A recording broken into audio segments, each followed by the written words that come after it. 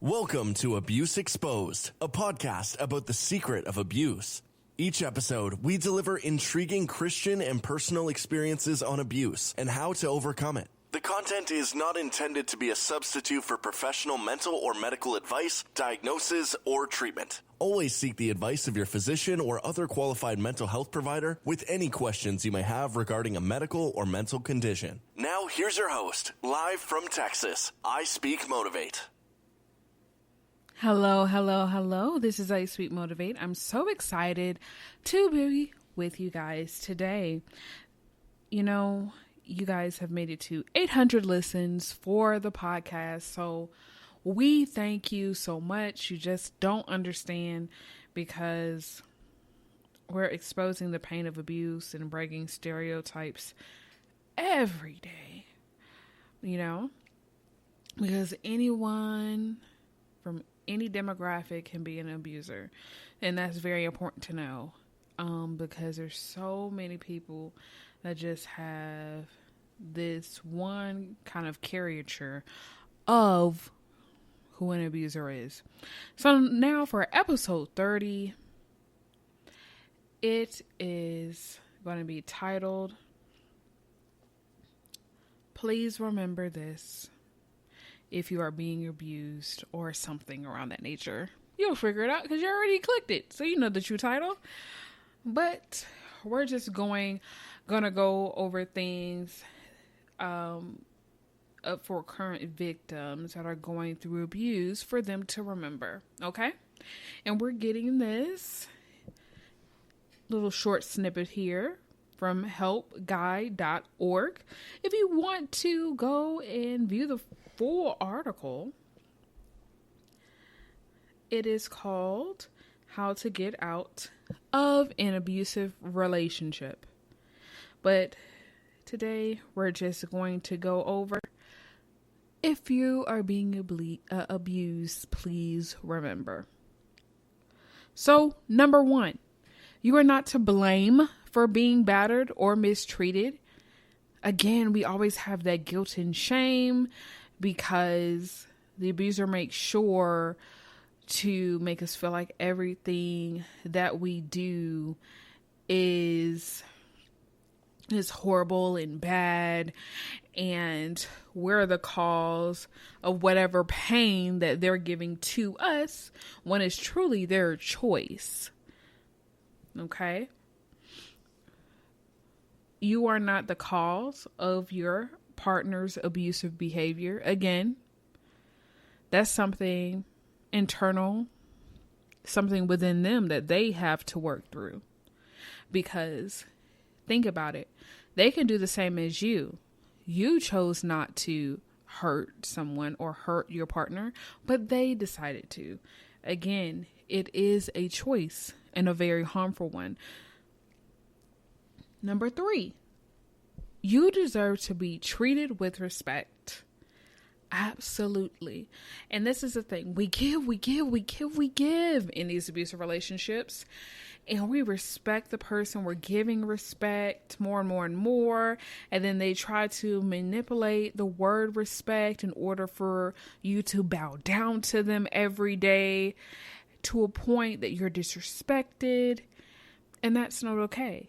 In a healthy relationship, both partners have mutual respect. Number 4, you deserve a safe and happy life. This is important. A lot of times we feel like we don't. We feel like dirt. We feel like death.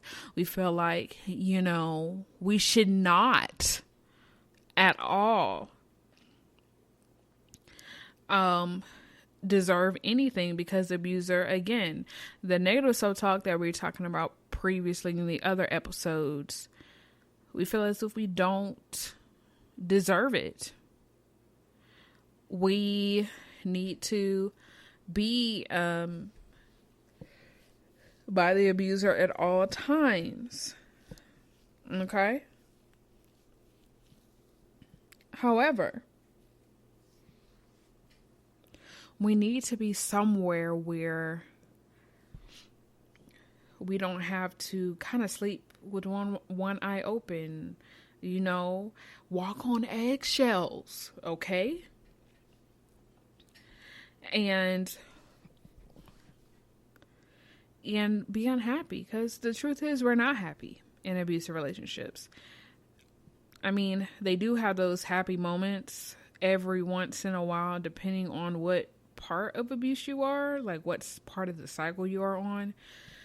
Sometimes they may surprise you and like have a happy moment, but it's means to an end to destroy you in the end. So it's not truly happy. It's just to create that trauma bond and things like that. So it's truly not a true happy life. It's not them doing something or spending quality time with you to create a memory. It's to make sure they're maintaining control. And if you have children, they deserve a safe and happy life. They definitely do. For children, it's very scary for them to see violence or even the emotional, psychological, and verbal abuse. Even if he or she is only doing that, that's going to affect the kids. And that's their model, that's their foundation. And so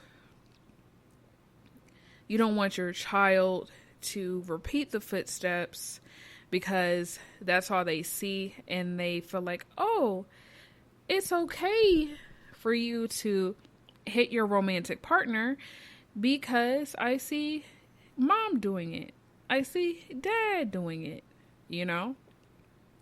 and I see that dad is taking the hits from mom, and it's okay, this is a normal dynamic. And then there you go. You guys are their world.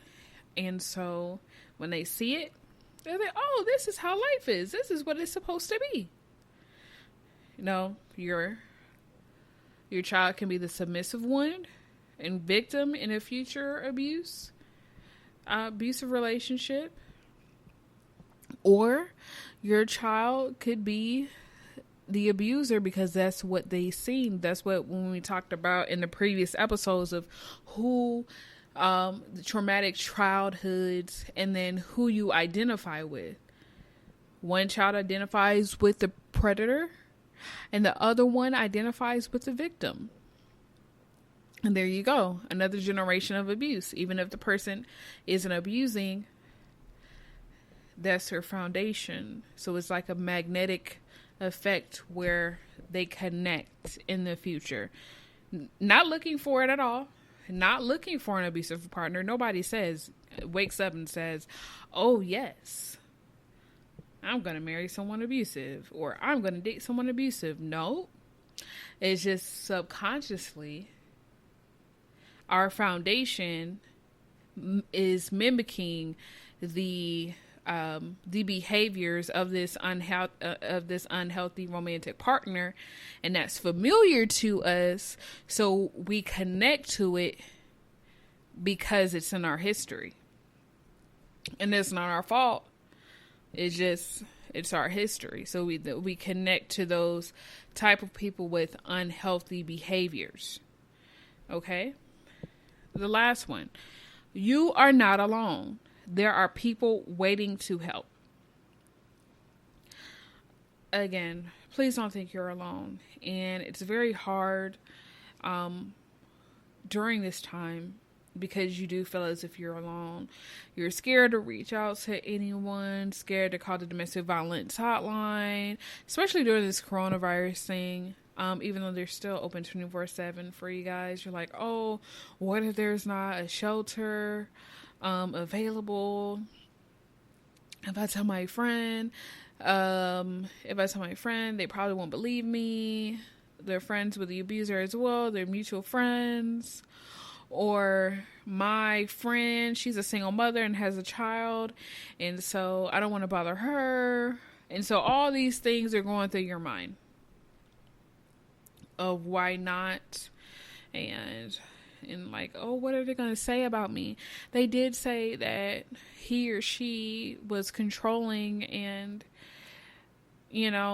I just don't want to admit it because I feel so bad already. I just don't need someone else telling me how horrible I am. And that's how it is sometimes. Like, I remember in an abusive relationship with a previous romantic partner, I was like, I don't want because I have abusive parents. I was like, I don't want my parents to say, I told you so. You're not ready to date. You're not capable of, picking a good partner or what have you. Like, I just didn't want to hear that because I was already put down at home by my parents. So I didn't want something else, that you're saying that I'm not good. I just couldn't take it.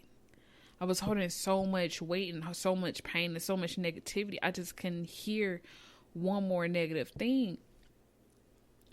And the thing is, we have to realize not all people are negative and some people are loving. But again, we have to be cautious to who we reach out to. That's why it's good to reach out to the domestic violence hotline and things like that.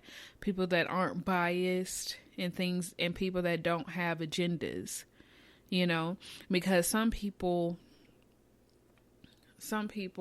if they have some stake in the relationship, say for example, you are with a celebrity or a basketball player of some sort, and your family gets free tickets and you let them know, they're like, oh, you're just being over emotional. He's not that bad. Yeah. It's not that serious. You're just too sensitive because they have stake. They can, be in the front row, get the best seats, get the best tickets.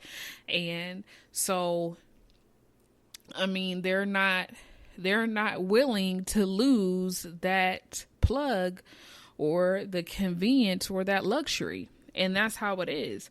Unfortunately, people enable relationships for their own personal gain, which is why it is good to go to people that don't have biases, or people that truly have your best interest in heart and don't have some type of, like I said, stake, or say, for example, your husband or wife is very successful and your wife gives, to put on that has that mask out on to the family that they're sweet, gives your mom $2,000 a month or what have you, and she feels like he's Christ on earth, or she's Christ on earth, and then all of a sudden you tell her and it's like, oh baby, he's not that bad, he's so sweet to us, I was struggling. And then so you think about that, then you feel guilty about that. See, that's the stuff that you feel guilty about, because then it goes into,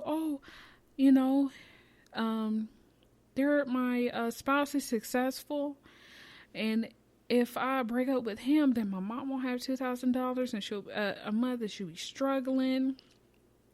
That new house that he bought her, he'll try to take that away. He'll do this and that. He threatened me or this and so then you don't do it because everybody else has stake, and they're eating their steak in the relationship that you're being abused in. And this is the thing, you're not being selfish.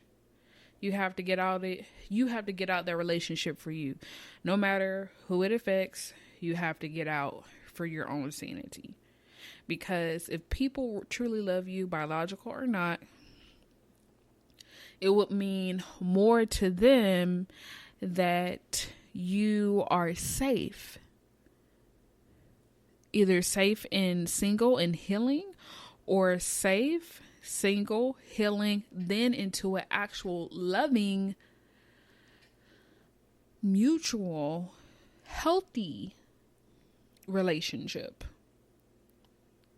Even if the person was working a regular 9 to 5, but they truly loved you and wasn't abusive, that's what mom, dad, or family members care about.